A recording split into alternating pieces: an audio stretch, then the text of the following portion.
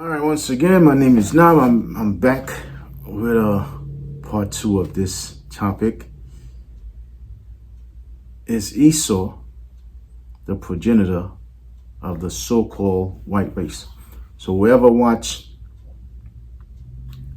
the first video, you should understand why I use the word so-called white race.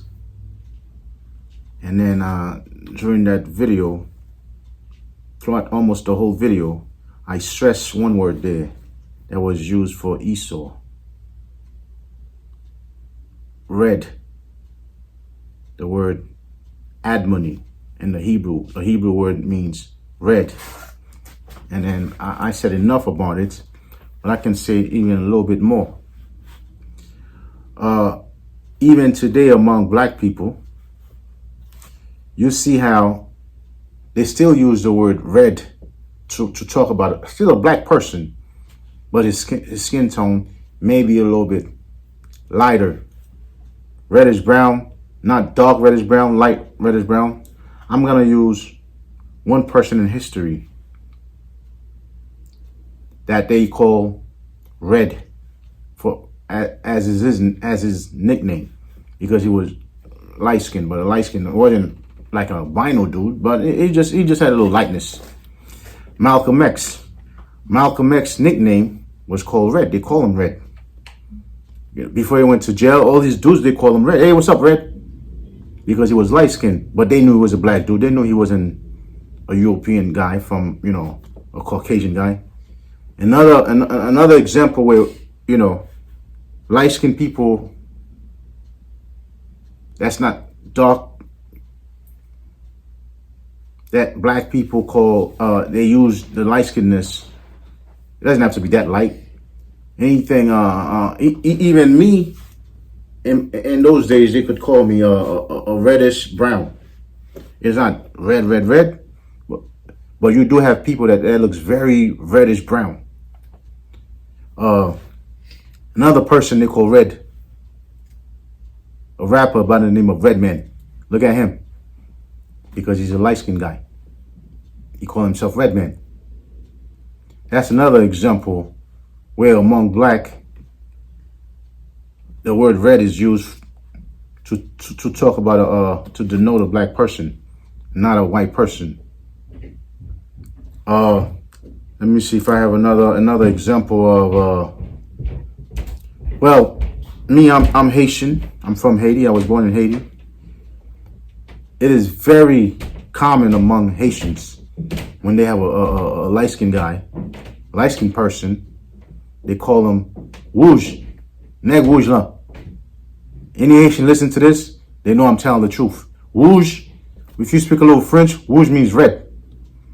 So me, I'm more like a brown-skinned guy. They call me Grimaud Chaudet, a light-skinned guy with a tan. But you got dudes that's even a little bit lighter than me, like Redman in Haiti. Haitian will call him the red guy. Neg Rouge, what did you say? Okay, so that's like 3 examples where the same way it was back then, just like King Solomon said in Song of Solomon, the 5th chapter, verse 10, talking about this guy, this person said, "Oh, my beloved is white and ruddy." Ruddy means red, meaning radiant and ruddy. And some other version would say, is handsome and red. And it says you can tell him among 10,000 other people, he looks so different. In other words, even me, if I stand next to 10,000 dark-skinned Haitian black people that same color as Wesley Snipes, I'm going to look a little bit distinctive. I'm going to look a little bit, like different. So that's what Song of Solomon was talking about. So enough with the red thing. So now so I already spoke about Esau, how he started in the other video. He was a hairy guy. And when you read Genesis, when you read Genesis, you'll see that the only thing that was different about Esau, one thing that was really different about Esau compared to his brother, the scripture makes it very clear. He was like a carpet. His body was very hairy. While it says his brother, on the other hand, is very smooth skinned, no hair. Last time I went to Mexico with my wife, and we were doing a tour around the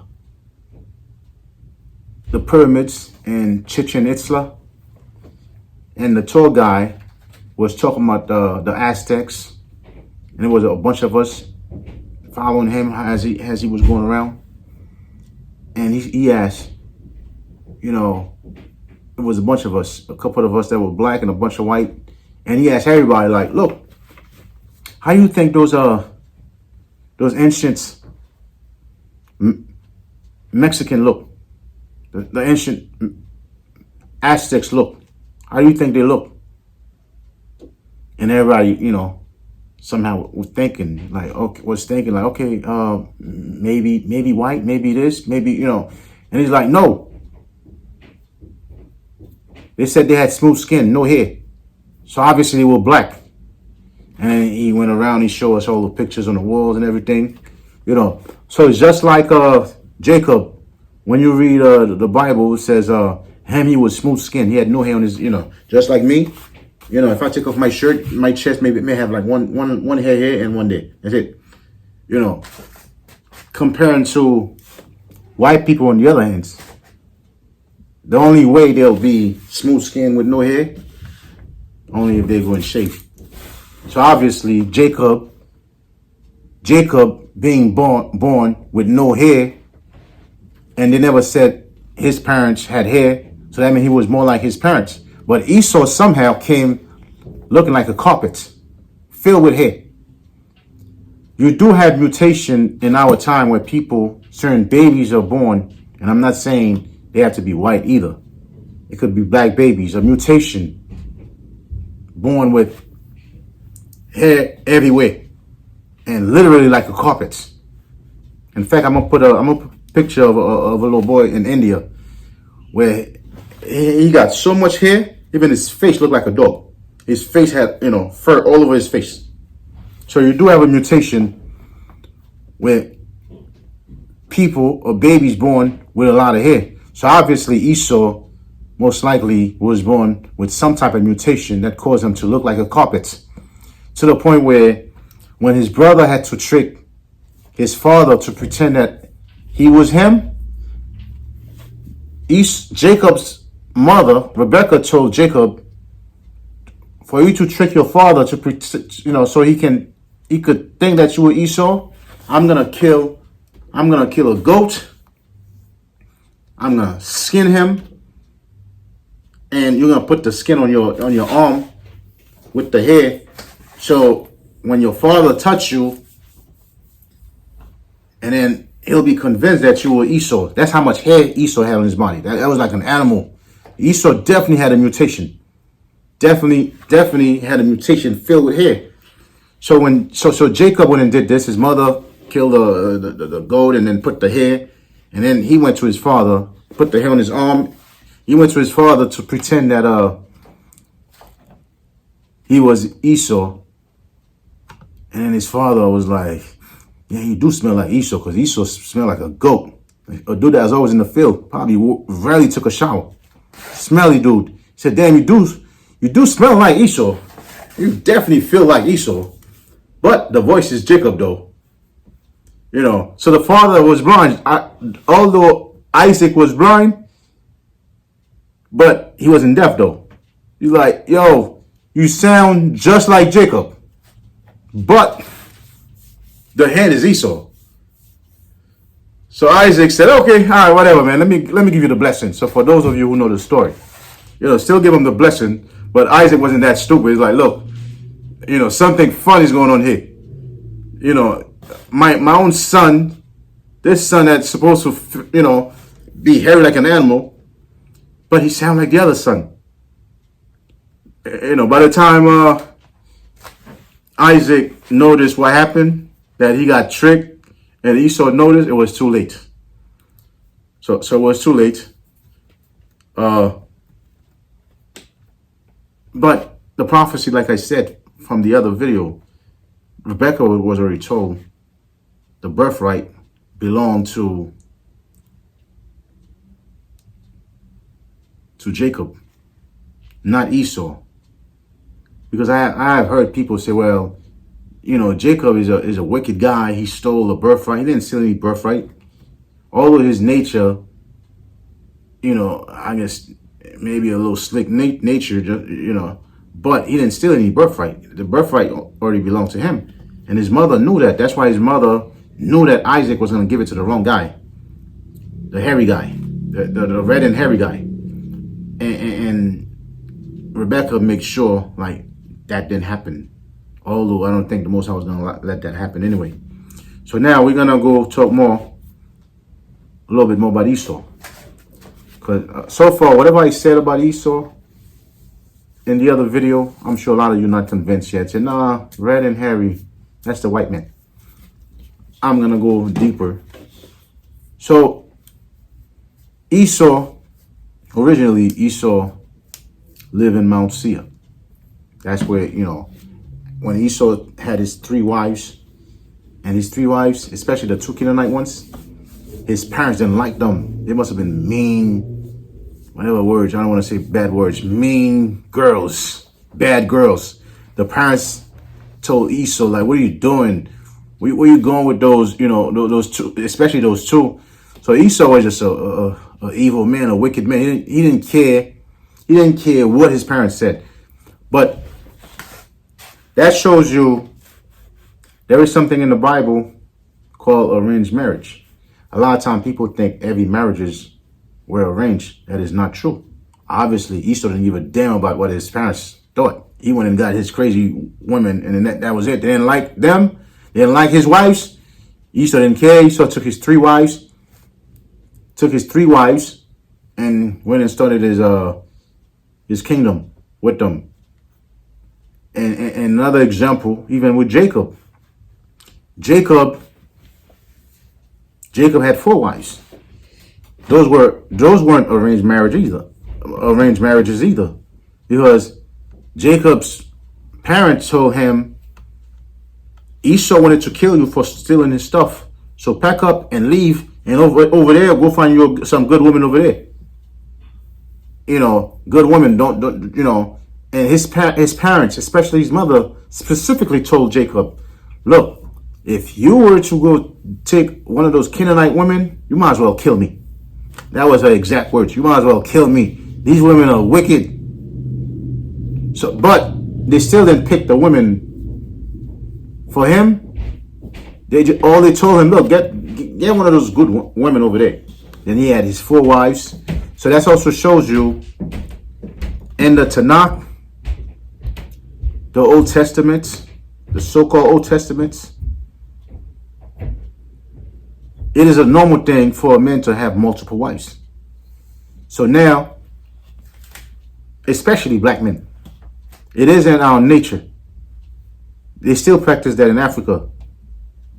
It is in our nature to have multiple wives. But now, black dudes in our time, a lot of you are a bunch of sissies, a bunch of soft guys. You're gonna let this system dictate whether how many women you can choose to live your life. You're gonna let these people. It was never their culture to follow something like this. That's why you black people need to come back to your culture. You black dudes, black men need to come back to your culture. I'm not saying all of you gotta go get multiple wives, but one thing you should know, according to the Most High, according to his laws, if a man who are following him choose to have multiple wives, that's okay as long as he does his job. So whatever that they have going on in this time, it's time for you black dudes to wake up and start following the law of the Bible. I'm not saying following no religion. All you need is just the laws. If you could just Take all the laws from the Tanakh and write them down in one notebook, and you just follow that for the rest of your life. That's all the Most High is asking for. He's not asking for no religion, no anything. In fact, you don't even have to call yourself Israelites if you know, but at least follow these laws. These laws teach you how to live right. Let me say this one point before I go back with Esau. To show you how these laws they work magic when you follow them the right way. You got white supremacy right now. White people they fearing some genetic annihilation. Like, oh wow, they cannot have kids for some reason. They cannot have kids. They cannot hold the kids, and they feel like black people are gonna replace them, and they're about to go into extinction. They're about to go extinct. But look at those white people, the white Jews, who's following the laws. They multiply like rabbits. That's a good word for me to use. They multiply a lot because they're just following those laws. So it's not really a white thing. The other white women who are not following the Bible, if they watch those white Jews, the white Jewish women, they can learn that from them because they following these laws. They have no problem having 1 million kids. When you see them in the mall, wherever they're at, you see the wife and the husband next to her, there are 1 million kids behind them. So they have no problem having kids. So it's not a white thing. It's how the other whites are living. But look at black people. They're not even following the laws, but they have no problem being fertile. So that's a different topic. But let me get back to Esau. Esau took his 3 wives and went and lived in Mount Seir. So that's where Esau started with his 3 wives. Esau started his kingdom first. Esau came out first. The first came out red, all over like a hairy garment. While the nation of Israel was in Egypt, starting their nation as slaves over there, Esau, his name was changed to Edom, and then all his people called the Edomites. They were already in Mount Seir, having kings after kings after kings after kings after kings. They already set up their kingdom. So they started before the nation of Israel. So when the nation of Israel left Egypt, in fact, with the Mount Seir thing, if you can go to Numbers 20:14. I totally forgot that I had a reader. Okay. Reader's right here. So Esau and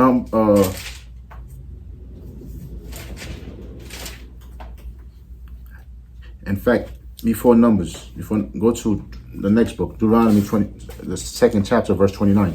So I said Esau, who was Edom, lived in Mount Seir originally, which is South Jordan. So I'm gonna try to trace Esau from A to Z. By the time I get to the end of these videos, those of you who watch these videos, you should have no doubt at all that Esau was not the progenitor of the so-called white race. Although when you in the other video, it says he was going to be the father of a nation, not a race of a nation. You know, race in our time is not a nation. It's a bunch of people throughout the world. You got it, Deuteronomy 2:29. Mm-hmm. All right. New King James. Yeah, whichever one. Just as the descendants of Esau who dwell in Seir and the Moabites who dwell in did for me until I crossed the Jordan to the land. That's all the point I wanted to make. Esau lived in Seir, and then it was talking about the Moabites people. They're not the topic. So Esau in South Jordan. So now, when you go to now the next verse you're gonna go to is Numbers 20, the one I had told you before. Numbers 20 verse 14. I said the nation of Edom they became a nation before the Israelites, when the Israelites were slaves.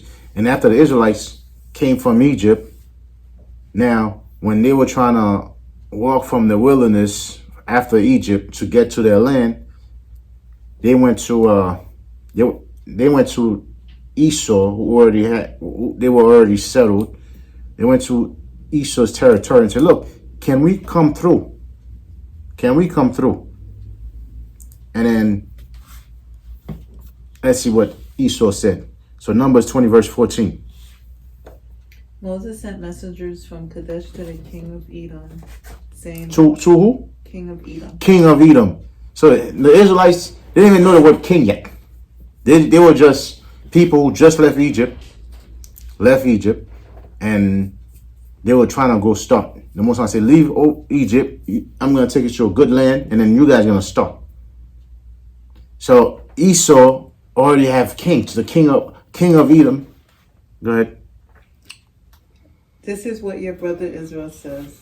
You know about all the hardships that have come on us. Hold up. This is what your brother Israel said. Your brother, the Israelites, basically, Moses sent messengers to talk to the nation of Edom. Say, "Look, you guys are our brothers.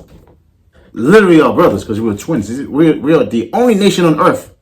The only nation on earth that that's so closely related as brothers. And not just brothers, twins. So listen to your brother. Because there is a law that says, don't hate Esau. Don't hate Esau because Esau is your brother. That's in the law. Although you have those Israelites who say, the white man is the devil. I hate the white man. We need to kill the white man. All this.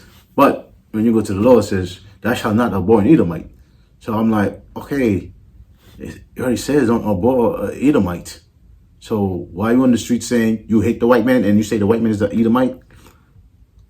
Or you really following the Bible, or you just want to follow your own thing? If you really believe Esau is the Edomite, it says thou shalt not abhor an Edomite. So why in the hell would you be on the street saying, I hate the white man is the devil, we're going to kill him, we're going to enslave him, we're going to do all this? So you guys are contradicting yourselves. Go ahead. You know all the hardships that have come on us. Our ancestors went down into Egypt, and we lived there many years. The Egyptians mistreated us and our ancestors, but when we cried out to the Lord, he heard our cry and sent an angel and brought us out of Egypt. It said the whole story. A lot of people, you guys are already familiar with all that. Go ahead. Now we are here at Kadesh, a town on the edge of your territory. Please let us pass through your country. We will not go through any field or vineyard or drink water from any well. We will travel along the king's highway and not turn to the right or to the left until we have passed through your territory. But Edom answered, you may not pass through here. If you try, we will march out and attack you with the sword. The Israelites replied, we will go along the main road, and if we or our livestock drink any of your water, we will pay for it. We only want to pass through on foot, nothing else. Okay. So basically, they went back into Esau, who were already settled as a nation. They had their king. They said, look, we are brothers, man. You know, it's like the movie. We're supposed to be brothers. And Esau said, what? I don't care about none of that. You guys not coming through. The nation of Edom, yeah, they were just funny people. Funny. That's why these dudes are saying, well, they got to be white people because white people did all this to black people. So, you know. So because they see the nation of Edom, they were doing some mean stuff. They say, well, they got to be white. They were, you know, their father was hairy, and it says red, although you guys are totally wrong with the red. You know, so hairy, and then they mean. They're not even letting, you know, their own brothers come through. So that's why some of those Israelites out there saying they got to be the, you know, they are the white man because they're too mean. But no, they're not the white man. They just the nation of Edom, and nation of Edom was another black nation, just like the nation of Israelites. They were twin nation. They had the same father, same mother. One couldn't be Spike Lee, the other one Joe Biden. That makes no sense. Biologically speaking, that cannot happen. That's impossible. And that was no miracle that the Most High made it. happened that day. You never say it was a miracle. This guy just came out hairy, but the red, like I said, David, the same word was used for King David, for King Solomon, for Adam. Because if Adam was white, that means he would never have no black nation at all that came after under him, because white people, I don't care what they do, they cannot bring a black dude. If you're a black dude, well, if you're a white dude, you have a white wife, she gets pregnant, and the baby look like Wesley Snipes, you know what she did. That's not a miracle. You know what she did. You gotta be an idiot to think that it was a miracle that you two white people had a black kid. That's not happening. That will never happen. Never. So you were done with that part. So that was the verse to prove that nation of Esau, nation of Edom, they were already established before the nation of Israel. So first they live in Mount Seir. They established themselves. So that's step A. So I started with how they started as a boy. Then they live in South Jordan, Mount Seir. Then they established themselves. Then the nation of Israel came and they weren't even established yet. Then they went and used the word king of Edom, so they already had kings. So now we're gonna go. Well, I already talked about, you Israelites. That says Esau. You Israelites. That said that you hate Esau, but there's a law that says thou shalt not abhor an Edomite. Well, some people may not know where it is. Go to Deuteronomy 23, verse 7. For those who's taking notes and they want to know, like, don't just talk. Nah, you gotta show me what you're talking about. Because we're not just gonna take your words for it. What are you, a wizard, a genius? We're supposed to take your words. So Deuteronomy 23, 7. Do not despise an Edomite, for the Edomites are related to you. Do not despise an Egyptian. That's it. Do not despise, meaning do not hate an Edomite. So I'm saying all this. Eventually, down the line, you'll see why I'm saying this. I'm not saying this to say, you guys can't hate white people. That's your business if you want to do that. But I'm saying you're contradicting yourself if you're saying Esau is the father of the so-called white race, of the Edomites, or white people today. There's a law that says you're not supposed to hate them. So when you guys on the streets, and yelling white man is a devil, we're gonna enslave them, we're gonna kill them, you're contradicting your teaching. And a lot of you know that law that says do not hate, do not abhor, do not despise an Edomite, and you say the white people are the Edomites.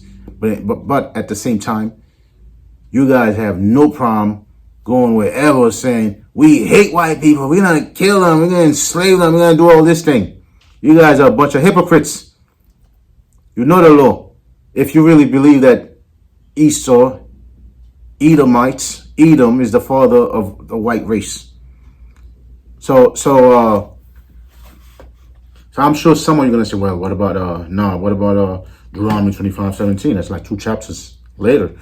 That says, well, the Amalekites was the older child of Edom. The Lord says, the hell with them. Hate those. And when you settle in the land, kill them. Well, these people, they did something vicious to the nation of Israel. So you should also understand that law. So either way, if you believe Esau is a white man, because the whole nation of Edom is not the Amalek. So It says, do not hate Esau. So now, we're going to go back to Genesis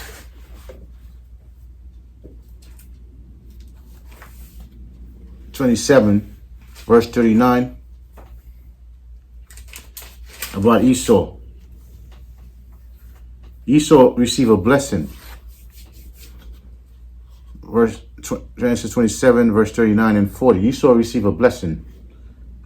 Let's see what it is. His father Isaac answered him, your dwelling will be away from the earth's richness, away from the dew of the heaven above. You will live by the sword, and you will serve your brother. But when you grow restless, you will throw his yoke from off your neck. Okay. So that was when Esau lost his blessing. For those of you who know the story, when Esau lost his blessing, because Jacob supposedly stole it, although he didn't steal it, because it belonged to Jacob before he was even born. Because he already said the elder shall serve the younger. So now Esau went back to his father and begged him for a blessing and said, oh, Jacob stole my blessing. Although Esau was an idiot. Jacob did not steal your blessing. The Most High would not let somebody steal somebody else's blessing, because the Most High was going to bless the people. The Most High not going to do something wrong. So Esau's blessing, his father told him, well, a time going to come, you still got to serve you still got to be your brother's servants. He still got the birthright. He's still going to be on top. You're going to serve him with your swords. You're going to live with your swords, and you're going to serve your brother. But eventually, you're going to shake that chain off your neck and free yourself from your brother. I don't want to jump from this thing and break down and go to the history and the prophecy, how Esau did that. So I'm going to stay A, B, C, D, E, F. So that was the blessing of Esau. So like I said, when you analyze the blessing, Esau going to be the servant to his brother, Jacob, because Jacob got the birthright. And eventually Esau going to break away. Now, I'm going to stop here. And then next part, I'm going to see if I can wrap it up. I'm going to see if I can wrap it up in the next part.